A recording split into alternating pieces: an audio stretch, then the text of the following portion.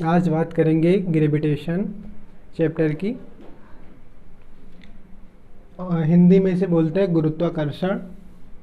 ये प्रकृति में होने वाली घटना है।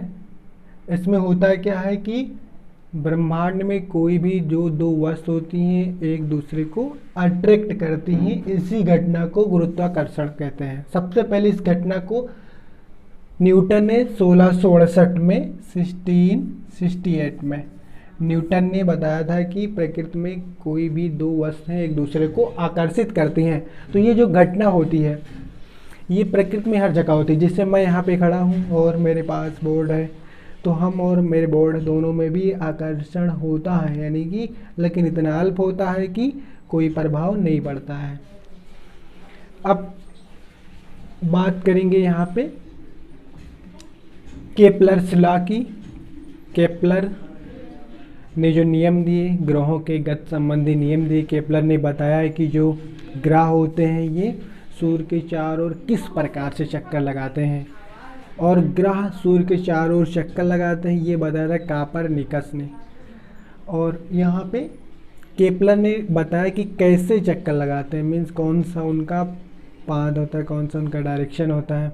केपलर ने बताया कि जो ग्रह होते हैं वो ग्रहों की गति संबंधी 3 प्रकार से नियम दिए, Kepler's first law, Kepler's second law and Kepler's third law. एक एक करके हम तीनों नियम को यहाँ पे पढ़ेंगे। Kepler's first law.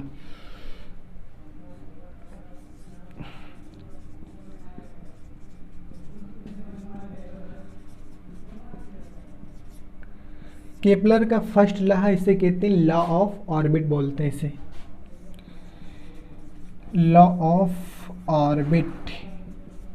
जो पहला नियम दिया केपलर ने उसे कहते हैं कक्षीय नियम। केपलर ने बताया कि according to this law planet rotate in elliptical orbit and sun is situated at its focus. Kepler ने अपने पहले नियम में बताया जो सूर्य होता है वो फोकस पर स्थित होता है। किसके फोकस पे? दीर्घवृत्ताकार।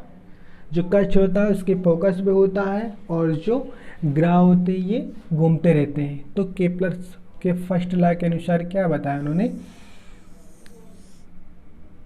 कि जो प्लैनेट होते हैं, यहाँ पे हम अर्थ ले लिया, ये इलिप्टिकल पाथ पे राउंड करते हैं, और जो सन होता है वो इनकी फोकस पर स्थित होता है। तो यही था आपका केपलर का फर्स्ट लॉ, जिसमें केपलर ने बताया planet rotate in elliptical path and sun is situated at its focus. अब यहाँ पे बात करेंगे केपलर्स सेकेंड लॉ की। Number 2 Kepler's second law. Kepler's second law, Kepler का जो सेकेंड लॉ है इसे बोलते हैं लॉ ऑफ एरियल वेलोसिटी या लॉ ऑफ एरिया, कुछ भी बोल सकते हो। यहाँ पे इसे बोल देंगे लॉ ऑफ एरियल वेलोसिटी, कक्षीय वेग का नियम। तो केपलर का जो द्वितीय नियम बताता है कि क्षेत्रफलीय वेग होता है, जो ग्रह का क्षेत्रफलीय वेग होता है वो नियत होता है। यानी इसमें आप बोल सकते हो कि जो प्लेनेट होते हैं वो क्या करते हैं, समान क्षेत्रफल पार करते हैं। कैसे? अभी यहाँ पे हम समझा रहे हैं। यहाँ पे देखिए आप, यहाँ पे एक ये जो इलिप्टिकल पाथ है, यहाँ पे हम सन को सिचुएट कर रहे हैं, यहाँ पे सन है फोकस पे, और यहाँ पे हम देख लें कोई प्लेनेट ले लें, जैसे यहाँ पे क्या है, यहाँ पे अर्थ है। इनिशियल कंडीशन में यहाँ ए पॉइंट पे ए से बी, यहाँ बी कोई पॉइंट है, यहाँ पहुँचा अर्थ, ए से बी चला, और हम मान लेते हैं सपोज यहाँ पे एस डिस्टेंस इसने तय किया। अब यहाँ पे देखिए कंडीशन में आगे जा करके इसी पाथ पे यदि सूरज यहाँ पास में, यहाँ पे जैसे कोई पॉइंट सी ले लेते हैं, यहाँ पे मिस अर्थ की यहाँ पे लोकेशन यहाँ पे। अब यहाँ पे क्या होता है, तो यहाँ पे द्वितीय नियम में केपलर ने यही बताया कि जो यहाँ पे इनके बीच में जो एरिया है, यहाँ पे सन और जो प्लेनेट को मिलाने वाला जो लाइन होता है उनके बीच में जो एरिया होती है ये कांस्टेंट होता है। यानी यहाँ पे सन से दूर है यहाँ पर प्लेनेट, तब इसने जो डिस्टेंस कवर की तो यहाँ पे इसकी जो एरियल वेलोसिटी हुई, यानी इतना जो एरिया है, अब यही प्लेनेट जब सन के नियर होगा, पास में होगा, तो इतनी ही एरिया कवर करेगा, स्वीप करेगा, इतनी ही एरिया। यहाँ पे सन और प्लेनेट को हम मिला दें तो अब यहाँ पे जो एरिया ये कवर करेगा वो इसी एरिया के बराबर होगा। तो यहाँ तक की एरिया क्या करेगा, ये प्लेनेट कवर करेगा।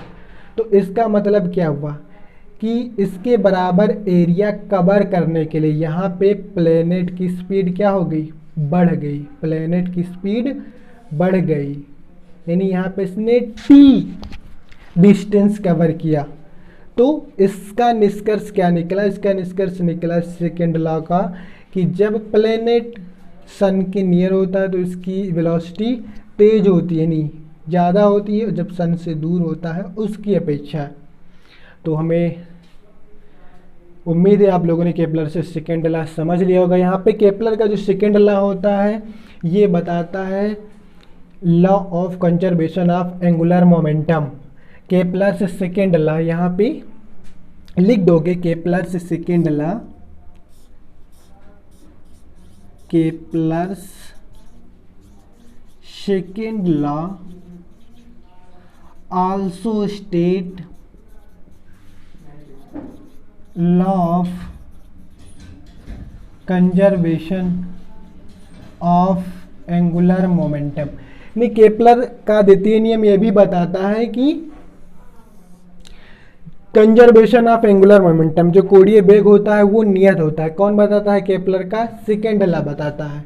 केपलर का सेकेंड लॉ अभी आपने क्या पढ़ा कि जो एरियल वेलोसिटी है ना, यू कैन से dA/dt, ये क्या होता है, कांस्टेंट होता है। आपका यही केपलर से सेकेंड लॉ है। तो यहाँ पे हम जानते हैं, we know that A equal to क्या होता है, हाफ R इंटू S। अब यहाँ पे हम अभी देखना, यहाँ केपलर के सेकेंड लॉ से हम लोग प्रूव कर देंगे कंजर्वेशन ऑफ एंगुलर मोमेंटम को। यहाँ पे A equal to half into R into S हो गया। तो यहाँ से क्या कर लोगे, यहाँ से कर लोगे, इसका डिफ्रेंशिएट कर दोगे इसको। तो यहाँ पे डिफ्रेंशिएट करने पर यहाँ पे क्या हो जाएगा, DA, मार्कर चेंज कर दिया यार, नहीं चल रहा। यहाँ पे क्या हो जाएगा, dA/dt। यहाँ पे क्या कर रहे हो, इसका डिफ्रेंशिएशन कर रहे हो, तो हाफ यहाँ पे यार क्या होगा, बाहर आ जाएगा, तो ds/dt हो जाएगा।